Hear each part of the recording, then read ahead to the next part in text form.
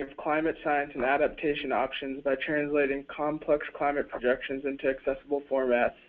This information helps utility owners and operators better prepare their systems for the impacts of climate change. The speakers for today's NOAA's webinar series includes Kurt Baranowski, Laura Dubin, Jordan Page, and Mike Mayer.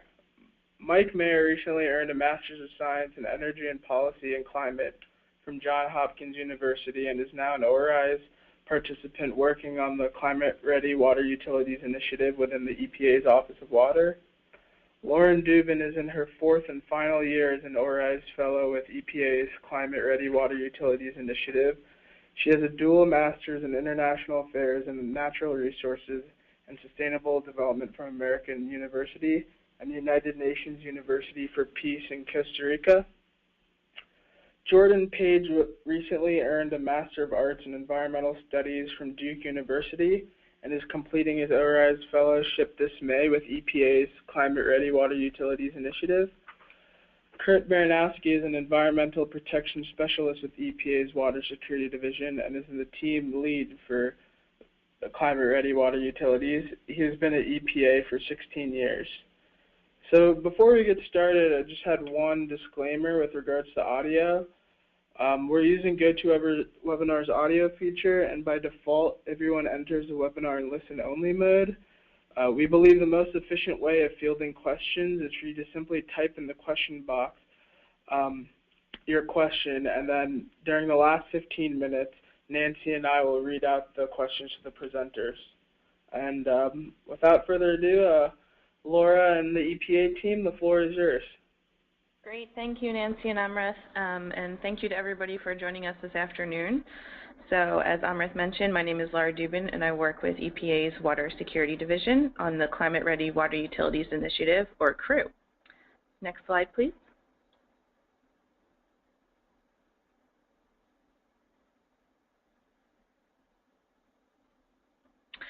So today we're going to talk about the history behind CRWU and our suite of tools and resources that we offer to the water utility sector, and then we'll conclude with some of our pilot and outreach activities. Next slide, please. So I know we just covered some housekeeping items, but if you have any questions throughout our presentation, just type them into the chat box, and we'll see if we can take them as we go along and at the end. So next slide. All right. So for some CRWU history, in 2010, the National Drinking Water Advisory Council, or NIDWAC, submitted a report to the EPA Administrator recommending the establishment of a CRWU initiative and the importance of using adaptive management, or an iterative process, to help utilities adapt to climate change impacts. NIDWAC also outlined an adaptive response framework, which is the basis for all of our tools. Next slide. And based on the NIDWAC Working Group report, Climate Ready Water Utilities Initiative was established in EPA's Water Security Division in 2011. For those of you not familiar with CRWU, our mission is to provide the water sector with the practical tools and technical assistance needed to adapt to climate change by promoting a clear understanding of climate science and adaptation options. Next slide. We do this in a number of ways, as you can see by this slide. The graphic shows our current CRWU products and how they help build climate readiness in the water sector. As a suite, these tools and resources are the foundation for providing the assistance many utilities need to begin planning for climate change. And now I'll turn the mic over to my colleague Jordan Page, who will take us through the Adaptation Strategies Guide. So next slide. Hello, good afternoon, everyone. I'm Jordan, and I'm going to provide you with a brief overview of our Adaptation Strategies Guide resource. So the Strategies Guide is a reference guide and planning tool for water utilities. The guide contains utility and location-specific information on climate change impacts and their relevant adaptation options. Next slide, please. So the guide is in a clickable PDF formatted document. So readers will navigate this document similar to navigating a website. So you'll click links to jump to different sections of the brief. The guide provides a good starting point for utilities, especially for smaller systems, since the climate and adaptation information is provided in an easy-to-grasp way that can help jumpstart utility discussions. We recently updated the guide with sustainability sections, which include water conservation, energy management, and green infrastructure practices. Next slide, please. This image shows the process users can take when going through the guide. It has briefs divided up into 3 different categories: regional climate impacts, utility challenges, and sustainability strategies. So a user would start by exploring the climate information challenges for their region, and then they click on specific challenges like drought or flooding for a more detailed brief. And finally, they can review relevant adaptation options. Next slide, please. So on this screen, you can see an example of a climate region brief. The first brief is the national brief, followed by briefs for each of the climate regions shown on the map, which are from the U.S. Global Change Research Program. All of our CRWU products follow the map from the U.S. GCRP, which is the acronym for the Change Research Program, so our regions are consistent across the board. Each climate brief contains a description of the projected changes for that region. There's also an example of climate science that relates specifically to that region. Next slide, please.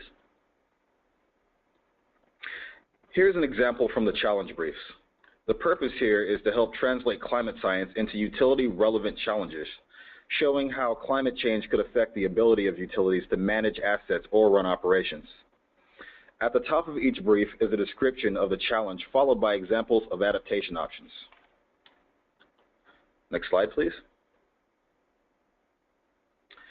The adaptation options are lumped into 3 broad categories: for planning, operations, and maintenance, and those related to capital and infrastructure investments. This approach gives options to utilities with different levels of resource constraints. We also include utility examples here so you can see how they're being implemented. Next slide, please. Here's an example from the sustainability briefs. Currently, we have briefs on green infrastructure, energy management, and water conservation. Next slide, please. All right, thanks, Jordan. So up next, we'll look at some tools that go beyond just planning and research and actually help utilities and communities move towards implementing adaptation strategies. So we have the Extreme Weather Events Workshop Planner, which contains the materials needed to plan and conduct a workshop on how extreme events could impact a utility and its watershed. Next slide, please. The Workshop Planner walks users through the process of developing a customized workshop to discuss the impacts of extreme events and how a utility or community can adapt to them, as well as identifying actionable next steps so participants can begin to build resilience in the long term. The tool provides literally everything you need to plan and conduct the workshop, including invitations, lists of relevant stakeholders to invite, agendas, facilitator guides, discussion topics, and even PowerPoint presentations. Next slide. And within the Workshop Planner, we include 5 extreme event scenarios, and they are flooding, drought, sea level rise, wildfire, and reduced snowpack. So for each of these scenarios, you can view PowerPoints and explanations on how they can impact a utility and a watershed. Next slide, please. We've conducted several pilots using the tool and its process. In Bisbee, Arizona, we worked with the Rural Community Assistance Program, or RCAP, to help plan a workshop there. And it was a great success story because the town brought together a variety of different stakeholders who had not previously worked together despite the interconnectedness of their jobs and sectors, including first responders, hospitals, morgues, the Forest Service, etc. And throughout this workshop process, they initiated a new town emergency plan, which came in handy during an extreme flooding event in 2014. And since then, they've had several follow-up meetings and are planning more workshops down the road. And right now, we're working with RCAP to update the tool to help streamline the process and make it web-based so folks don't have to download it onto their desktops. And now I'll turn the mic over to my colleague, Mike Mayer, to talk about some of our mapping tools. So next slide, please. Thanks, Laura. So on this slide, you can see a screenshot of our tool, which is called the Scenario-Based Projected Changes Map. This is available on our EPA website at epa.gov/climate-ready-utilities. And the intent of this map is to provide users easy access to scenarios of projected climate changes for their particular location of interest.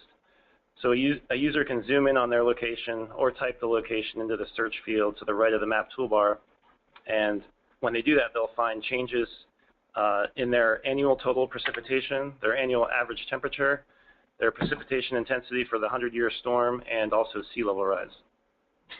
Next slide, please. In this screenshot, the user has zoomed in on a grid cell in the New York area. And so when a grid cell is chosen, a data table pops up that provides 3 climate change scenarios with model projections in 2 time periods, which are 2035 and 2060. And the 3 scenarios are hotter and drier conditions, central conditions, which represent the middle of the distribution across models, and warmer and wetter conditions. And these are the same scenarios and the same data that is used by the CREATE software, which will be discussed further along in the presentation. The data in the table is also provided as positive values for increases and negative values for decreases relative to a baseline of observed climate at this location from 1970 to 2000. And each scenario includes projected changes in temperature and precip averaged over 2 30-year time periods. The 2035 period is from 2021 to 2050, and the 2060 period is from 2046 to 2075. And the range of potential sea level rise by 2060 is also provided for the coastal grid cells, which you see outlined in blue. So to summarize, this map gives users a quick snapshot of the potential climate scenarios for their location. And this is a great starting place for when a water utility, or anyone for that matter, because this is available publicly on our website, wants to start thinking about planning for the future climate. Next slide, please. This is another web map-based tool on our site, which is called the Storm Surge Inundation and Hurricane Frequency Map. And this map illustrates current worst-case coastal storm surge or inundation scenarios, and also hurricane strike frequency, which is derived from 3 different data sources. First is the sea, lake, and overland surge from hurricane models, or SLOSH, from NOAA. Second is the 100 and 500-year floodplains from FEMA. And third is the hurricane strike data set from the National Hurricane Center. So in this map, the user can zoom in on the location or type the location again in the search field, and they can also check the boxes to the right of the screen, which you see there, to toggle on the different SLOSH, FEMA, and hurricane data layers on and off. And so for ease of use, the layers will automatically disappear depending on the zoom level, but in this expanded view, we can see the hurricane strike frequency layer. The coastal counties you see are color indexed based on the hurricane returning period, calculated from all hurricane categories that occurred from 1900 to 2009. The counties you see in red are those which have experienced a hurricane period of less than 10 years. Those in orange have experienced a return period of 10 to 30 years, and so on for the blue, black, and gray counties remaining. And so when a user clicks on a county, a pop-up table displays the number of strikes and the return period for each hurricane category. Next slide, please. So in this slide, the user zoomed in and clicked on Houston, Texas. And you can see the pop-up window displaying the number and category level of hurricanes that have hit Houston from 1900 to 2009. And the return period column in the table is the average recurrence interval of a hurricane of similar magnitude over an extended period of time. And this is all historical data. It's not meant to project what future conditions might look like, but it's a good place to start planning from. Next slide. Here's the same map of Houston, but I've turned off the hurricane layer and turned on the 100 and 500-year FEMA flood map layers. And the 100-year flood map displays those hazard areas that are subjected to inundation by a flood that has a 1% or greater chance of being equaled or exceeded during any given year, which is commonly referred to as the 100-year flood or the base flood. And the 500-year flood map is the same idea, except it's a 0.2% chance or greater of being equaled or exceeded during any given year. And these maps are used by the National Flood Insurance Program as the basis for insurance requirements. On this map of Houston, you can see where the 100 and 500-year flood maps overlap each other, indicated by the dark blue shading. The lighter blue shading represents the 500-year flood inundation zone. So by zooming into greater detail than I did for this screenshot, you can see if your specific location is located within a floodplain. Next slide. here's Houston again, but I've turned off the other layers and turned on the Category 4 slosh layer because Houston has not had a Category 5 hurricane. So I removed the legend to make it easier to see the map, but if you had displayed it, it would show that the red area represents an inundation level of greater than 9 feet above ground. The orange area is greater than 6 feet, the yellow greater than 3, and then the blue is up to 3 feet of inundation. And this is a high-level view, so you can get a sense of the tool, but the user could zoom in to get more accurate information about a specific location. So to provide a little bit more detail about slosh, slosh is a numerical model used by the National Weather Service to compute storm surge, which is defined as the abnormal rise of water generated by a storm over and above the predicted astronomical tides. And the flooding depends on many factors such as the track intensity, size, and forward speed of the hurricane, as well as characteristics of the coastline where it comes ashore or passes nearby. So the slosh map you see here was created by computing the maximum storm surge resulting from roughly 10,000 to 60,000 hypothetical storms, each simulated through a slosh grid of varying forward speed, radius of max wind, intensity, categories 1 through 5, landfall location, initial water level, and storm direction. And so the shaded area represents the maximum of the maximum surge inundation from combining all of those hypothetical storms. So that all of that is to say that this depicts a worst-case scenario for a given category of storm and initial water level under ideal storm conditions. Here, a high tide initial water level is used in the analysis. So we think for this map, the hurricane, the FEMA flood maps, and the slosh data all combined into one map make this a great starting place for planning purposes. And at this point, I will take a minute to see if there are any questions over the chat box. Looks like there are not. And then I'll turn the mic over to Kurt Baranowski and start talking about our risk assessment software known as CREATE. Great, thanks, Mike. And I would just add to the information that Mike provided, just so folks, whether you're within NOAA or certainly outside of NOAA, the data that you see in front of you as it relates to slosh was generated by NOAA's National Hurricane Center. And that data has been released on NOAA's website as well as EPA's website, and it's the same exact data. So I just don't want folks to be confused that EPA might be developing a separate set of data. This all works off of the same geo-platform, so folks see the same exact information. So certainly the expertise on slosh resides within NOAA and at NOAA's National Hurricane Center. So I just wanted folks to understand that before we moved into CREATE. So if we could move on to the next slide, I'll talk about our climate resilience. Yes. Hi, this is Nancy. We do have a couple questions, and I think they're relevant to right now. Do you guys want to take them now or later? Absolutely. Let's do it. Okay, so we have one question that says, I'm sorry, but what GCMs are being used? They can vary greatly from temperature deltas of 1 to 8 degrees centigrade. I'll answer that. So in particular, you're talking about the global circulation models as it relates to the projection page that Mike had talked about earlier.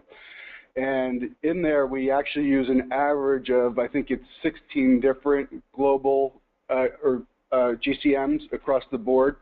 If you go into CREATE, there's and I can provide the exact data to folks, but there is our methodology on the models that we used, the data that we used, how we selected data that was specific to the United States. So I can't get into great detail because it's a much larger explanation as to what we did and how we did it. But whoever that person is, Nancy, if you could forward their name to me, or I can put an email together with more detail, I can then send it to you and we can send it out to the group. I just don't want to take up too much time trying to explain the climate science data that we used in the 2.0 version of CREATE and what's up on the projection page. Okay, we'll send that to you, but we have a couple more quick questions if it's okay, and some of them look like they're duplicates. Sure. Are the GIS layers available for download? Right now, it depends.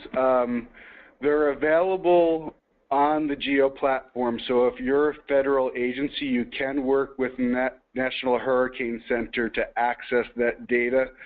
I know there are issues with sharing it outside of the federal family, but again, if there are a particular group of people that need access to that data, Nancy, you can forward their contact information to me, and I will get them in touch with the right people at National Hurricane Center. Okay, and just in case we get a deluge of people, Kurt is at EPA and his last name is Baranowski. But we'll take, if there's a couple that come in, we'll definitely take those. I think we have one more message. Let's see. Oh yeah, okay. It was the same question you just answered. Okay. Nancy, this is Laura. At the end of the presentation, we'll have a slide up with all of our contact info, so if folks want to email us directly, that might be a bit easier. That would be great, just because I was afraid for that particular one we were going to get a bunch of requests. So, yeah. Okay, so wait till the end and you'll get all the emails. Okay, we're going on mute again. Okay. And just to add on to that, you'll get all of our contact information at the end, but it's probably best to email me, Kurt Baranowski, and I'll be sure to respond to you as quickly as possible. So moving on to our Climate Resilience Evaluation and Awareness Tool, and I'm going to refer to that as CREATE.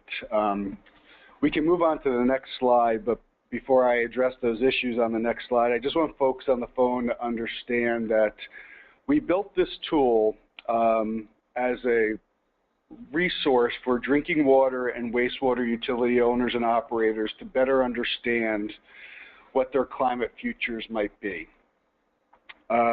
We didn't in any way, shape, or form develop this on our own. We worked with many stakeholders in the sector. So other federal agencies that have climate science expertise, such as NOAA, USGS, Department of Interior, Global Change Research Program, EPA's Office of Research and Development, our Office of Air, and then many drinking water and wastewater utility owners and operators. So there are many utilities out there that have been considering climate for a very long time, have been very proactive in their approach. We've had them as part of our working group, so just a few of those so folks might have a better understanding of who's worked with us. Southern Nevada Water Authority that services Las Vegas, the Seattle, Washington Utility, East Bay Municipal Utilities District in Oakland, California. We've worked with Denver, Philadelphia, New York City. So quite a few large utilities that are doing their own climate assessments and have worked with us on what are 3 versions of this tool. So 1.0 we released, it's about 4 years ago now, if my memory is not failing me. We released version 2.0, which is the current version of the tool up on EPA's website, about 2 years ago. That's a downloadable piece of software. And we are currently working on version 3.0, and I'll talk a little bit more about that as I move through my presentation. But there are some nice changes that we're making to the tool, as well as updating some of the climate science data within the tool. But I think most importantly is the wrong term, but one of the great advantages, I think, to this version of the tool is we're going from what is a desktop downloadable piece of software over to a web-based tool, which will enable quick updates to information, quick updates to the tool. So I think it's a great advancement in CREATE as far as usability, user-friendliness, and then, of course, the ability to update. So giving you a little bit of history there, let me tell you about CREATE and what it is. As I said already, it's a software tool right now that's moving over to a web-based tool that helps a utility conduct a risk assessment to better understand its climate futures. It's a scenario-based planning tool. So we're not saying to any user, this is your number as it relates to temperature, precipitation, sea level rise, extreme events. What we're doing is we're providing scenarios, and I'll talk about what those scenarios are in a minute. when a user has a better understanding of their climate projections and what they are in the future, that helps to then better identify adaptive measures. And then at the end, with all of the work that's put into the tool, we actually provide what is a report that the user can then have to either continue to update or present to whether it's their chief financial officer or their board of the local elected officials, whatever it might be, to figure out how to start to implement the planning process for adaptive measures in the water sector. So if we can move on to the next slide. I'm not going to spend a lot of time on this slide here because I'm going to talk about each one of these steps in detail as I move through my presentation. But this is a nice flow diagram that illustrates the process currently in version 2.0 of CREATE. If folks look at the upper right-hand corner of the tool or of this slide, you can see in the threats portion of the tool, this is where we provide what our projection data for temperature, sea level rise, where applicable, precipitation, and then extreme event, storm, or intense precipitation. I'll talk more about not only the 2.0 version in the data, but also data related to the 3.0 version in a little bit. So if we can move on to the next slide. And Nancy, I know that you're on mute, but if there are questions that are popping up that you feel are relevant, just please stop. I'm happy to answer them as I move through this, or we can wait to the very end. Either way, it works for me. I just don't want to get too far into this presentation and then have folks be confused or not remember their questions or whatever it might be. So the slide that everybody is seeing in front of them now is sort of, okay, well, what can CREATE do for you? As I had mentioned earlier, this is built for people in the water sector, so drinking water and wastewater utilities, but it does follow a standard risk assessment process. And the climate projection data is the climate projection data. Many people look at it many different ways. This kind of goes back to the question that we received earlier about, well, which models did you use and how did you use them and how were they manipulated? There are many ways to look at that, and certainly there are many uncertainties as it relates to climate data, but we can sort of all agree that we're moving into what are warmer atmospheres and what might be either wetter in certain parts of the country or drier in other parts of the country. And certainly we all understand that sea level rise is occurring. All we have to do is look at some of the terrible things that are happening to some of our coastal communities out there. And you can see the evidence of that. My point here is that while this tool is built for the water sector, it has application to, I think, any sort of critical infrastructure. And it was one of the reasons specifically why we built the projection webpage that Mike talked about earlier. We heard back from many of our users and stakeholders that helped us develop the tool that, okay, I don't want to go through a full risk assessment or even download the tool in order to be able to access all this great projection data that's internal to CREATE. So can you just give it to us? And so that's why we built the page that we did. And I'll talk a little bit more about that at the end, about how we're going to update that based on the climate data that's in 3.0. So within CREATE, we help to build awareness for utilities that may not understand their climate impact. We help them better assess their risk, and then, as I had mentioned earlier, plan for what their futures might be. So that's, a standard risk assessment approach and how most risk assessment tools do work. So if we can move on to the next slide. This is very similar to the flow diagram that you looked at before.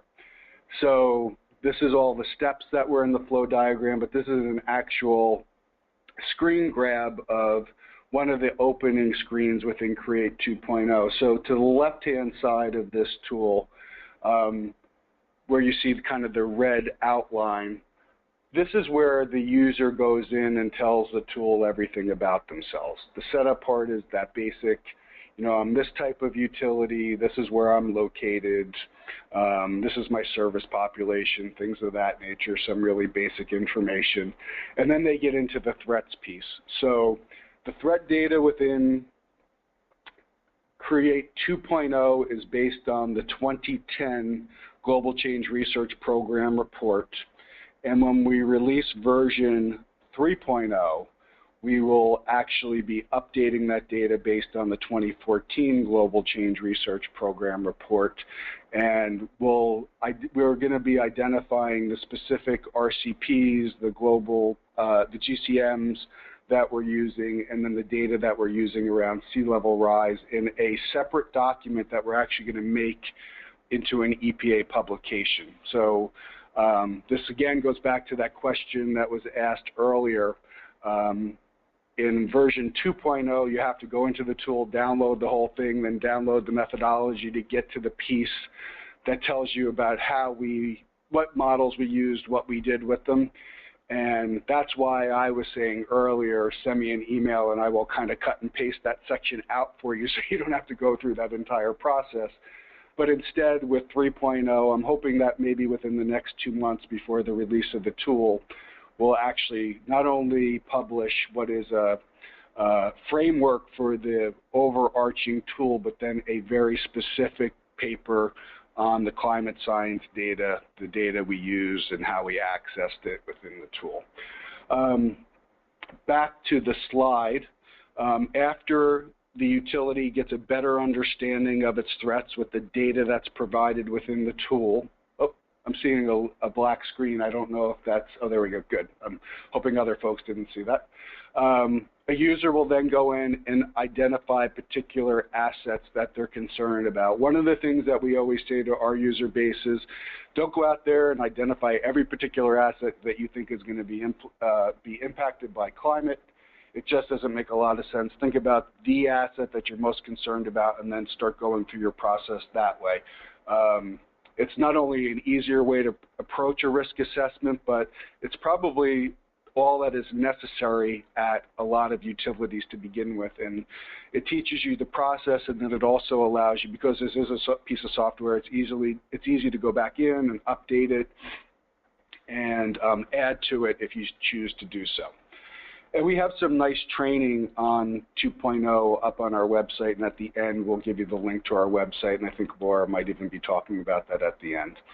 So then if you look at the right-hand side of the tool, this is where you actually do your physical assessment. So baseline analysis is, okay, where am I today as it relates to climate impact and potentially maybe some adaptation options that I have in place, or maybe I don't have any in place. From there, you go into your resilience analysis. You think about the types of adaptation options that you actually want to put into place over the future based on whatever projection years you looked at in the assessment, and I'll talk a little bit more about that in a minute.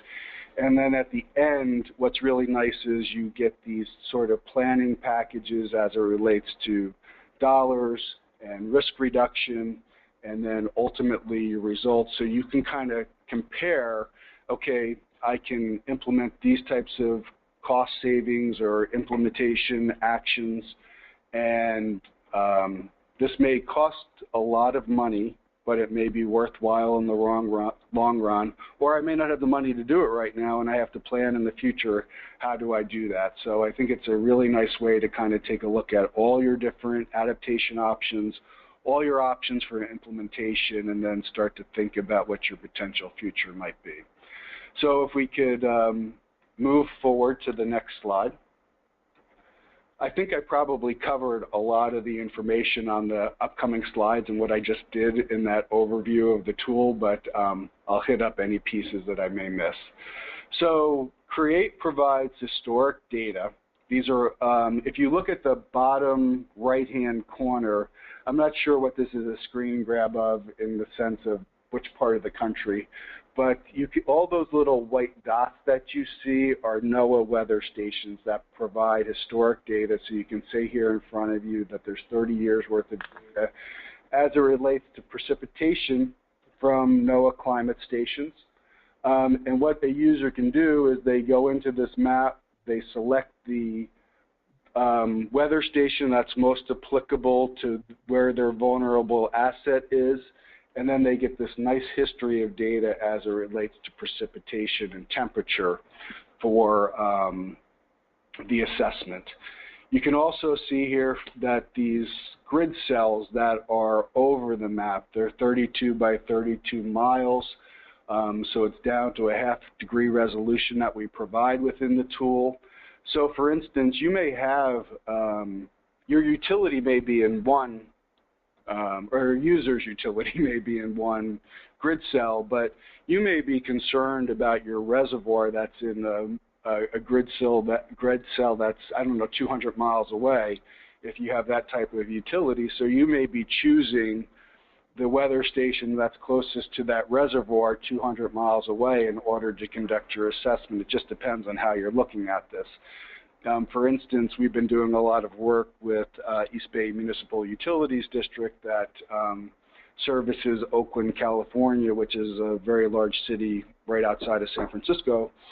And that's exactly what they do. Their reservoirs, I think, are 100, 200 miles away from where their actual facility is located, and their assessment is based on weather stations that are by the reservoir and not by the utility. So if we could move forward to the next slide, please. Hi, Kurt. We have one question for you as we're changing slides. Sure. In what regions can CREATE be used? Can it be used in Hawaii and the Pacific Islands? Yes. So my apologies for not explaining that to folks.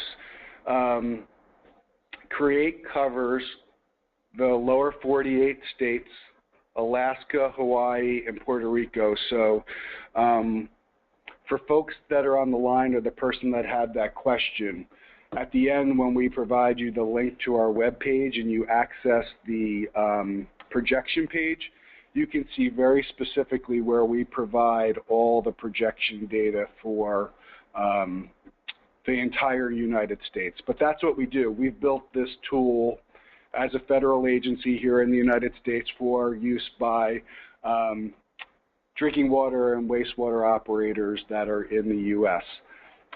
With that said, I've been having a lot of discussions with the Australians who have a tool called Adapt Water that's very similar to CREATE. There's something similar in the United Kingdom that there might be some connect to. So we're talking about how to sort of globally connect these tools. But for folks on the phone and for use of this tool, it's built specific to people in the United States. Okay, I have one more question. Sorry. Sure, go ahead. Okay.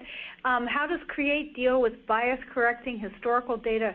For example, if the station data is located in an airport, but your watershed is in the mountains, does the historical data capture more localized weather effects, or is the historical data still fairly coarse? So, Nancy, I'm going to answer this question, and if you don't think I answered it, or if the asker doesn't think I answered it, let me know. Maybe if we could take a couple of steps back to the slide that actually had the grid cell and the weather stations on it. So I think it might be 2 slides back, or there it is right there. Oh, yeah, thank you. So hopefully folks are seeing this. So like I said, this is a tiny snapshot of a certain section of the United States, but realize that this grid cell is across the entire United States of the lower 48, as well as Alaska, as well as Hawaii and Puerto Rico.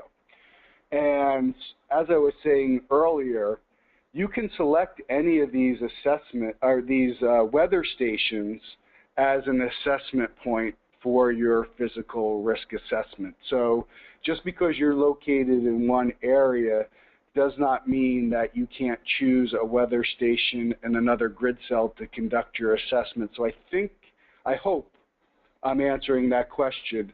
The other caveat that I would add to all of this is many utilities have their own weather information, and across the board in version 2.0 of CREATE, as well as version 3.0, there's tremendous flexibility to add your own information. So if you have your own weather information, you can add it into the tool. If you have your own projection information, or if you have projection information related to precipitation, temperature, or sea level rise that you've accessed from another source, you can also use that within the tool. Now, we provide it for users here, but we're not saying this is the end all. This is one approach towards projection data as it relates to, and I'll stop saying this because I think folks get it, but temperature, precipitation, intense storm, and sea level rise. But that doesn't mean that you can't use other data. So does that answer the asker's question, Nancy? I think so. Wait. Oh, the asker just said yes. Good. Glad. All right. So anything else? We're good for now. Okay, good. Thank you. So I think I've talked about this in great detail of what's on the slide here. I've talked about the types of information that CREATE provides. And I think in the next slide, I'm going to talk about the actual scenario. So if we can move to the next slide. Oh, well, this is actually, I think the next slide actually gets into the scenarios, but this is a great slide to, I'm sorry, yeah, go back to, this is a great slide to show prior. So when talking about model projections, you can see here, this is just a nice sort of screen grab of the different models that we looked at. This is not applicable across the board. This is just one area of how we've looked at climate projection data within CREATE, the particular models that we've used, and how we've kind of connected it. So I think that this graph starts to illustrate to folks.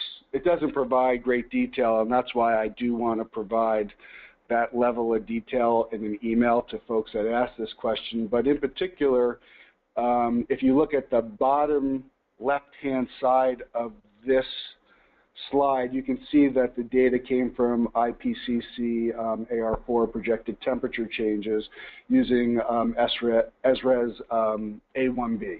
So for folks that are that into the modeling aspect of things, that probably makes a lot of sense to you, and I'm not trying to downplay anybody's intelligence on this line, but there are a lot of folks that just don't dig down into the level of detail of understanding all these models. But this is all federally vetted data that we use within CREATE. It's accepted kind of across the board, or not kind of, it's accepted across the board by the federal government through GCRP. So this is what we're accessing and using, or this is the type of data we're accessing and using within CREATE 2.0, and we'll do the same in 3.0.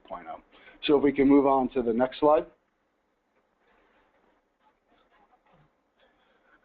So with the climate scenarios, again, I think a nice graphic slide here, but let me explain to folks what a user gets within CREATE. So we provide them with 3 model projections, what we call a hotter and drier model, a central model, and a warmer and wetter model. And it's not to say that any one of these 3 models will occur any more than another. It's just what the models are showing us from sort of the high end to the low end as it relates to climate projections for the data that we used within the tool. We provide users with 2 time periods to look at. The way that they're actually illustrated within the tool is 2035, which is the time period of 2020 to 2050, and then 2060, which is the time period of 2045 to 2075. Now so this is, what you're seeing here is how the data is presented in the time periods that we use within 2.0. The approach will be extremely similar in 3.0. The only sort of caveat that I would add here is from a time period perspective, we'll still be providing these 2 time periods, but our working group, especially the utility members, were much more concerned about being able to almost look at things in 10-year fragments. Sometimes it's hard for folks to think outside of their own life expectancy or their job life expectancy. So the tool will be set up a little bit different in 3.0, where you'll be able to type in any time period you want up to, I think it's 2100, and it'll provide the projection data for the user. The other addition, or I think what is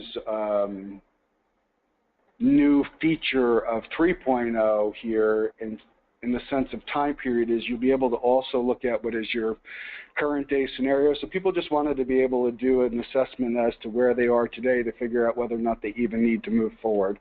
So that will be another nice feature that will be built within 3.0. And I don't want to talk too much about that, but because any of you on the phone, whether you're interested or want to use 2.0, I would encourage you to do so, because the transition from 2.0 to 3.0 will be very easy.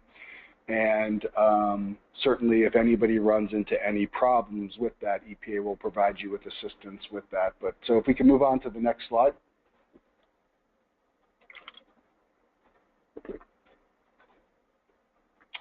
So I just wanted to kind of show here some of the types of data that the user receives as it relates to projection data within the tool.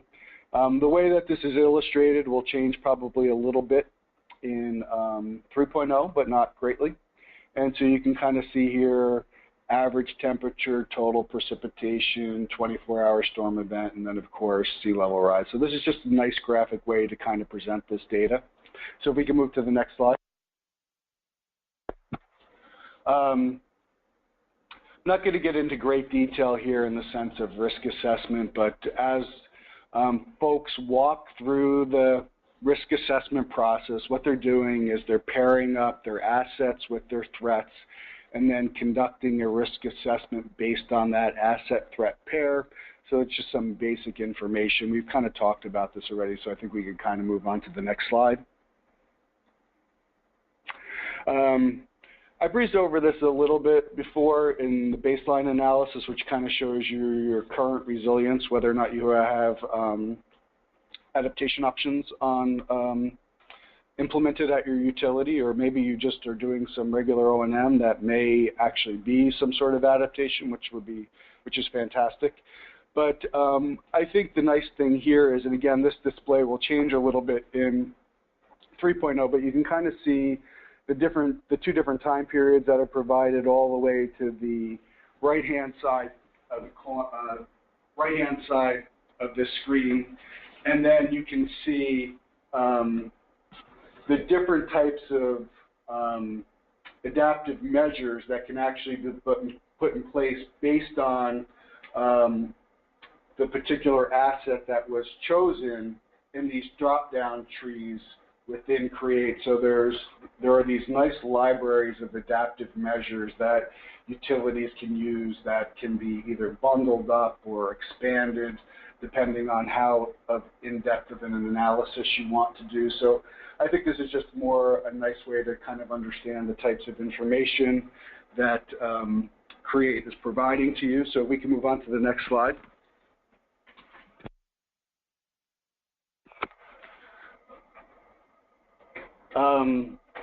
This part of the tool here is where you assess consequences. So in 2.0, the approach that we're taking is for the user to kind of come in and provide severity, or what we call weights, to the 5 different consequence areas. So if you can see the kind of in the middle of the screen, the green blocks, it says utility business impacts, equipment damage, water resource impacts, environmental impacts, and community impacts. Those consequence bins or categories will remain within 3.0, but the nice thing about 3.0 will be that instead of the user kind of coming in and giving this more qualitative approach towards the tool and the weights as it relates to consequence, we're actually going to be providing matrices for drinking water and wastewater utilities based on size and dollar amounts, because at the end of the day in 3.0, what we're going to wind up doing is with all the result is quantifying them into dollars. So I'll talk a little bit more about the current outputs within Create 2.0, but one of the things that we've heard over and over again from our user group is that dollars really resonate with everybody, whether it's the user, whether it is the decision maker on funding the implementation of the adaptation option, or the board of elected officials that have to make the decision on how to move forward or fund these types of adaptation options. So I think an important sort of step forward within the tool and its results, and something that I think is going to be very useful to folks. As I had mentioned earlier with the climate science data, users can easily put their own dollar amounts within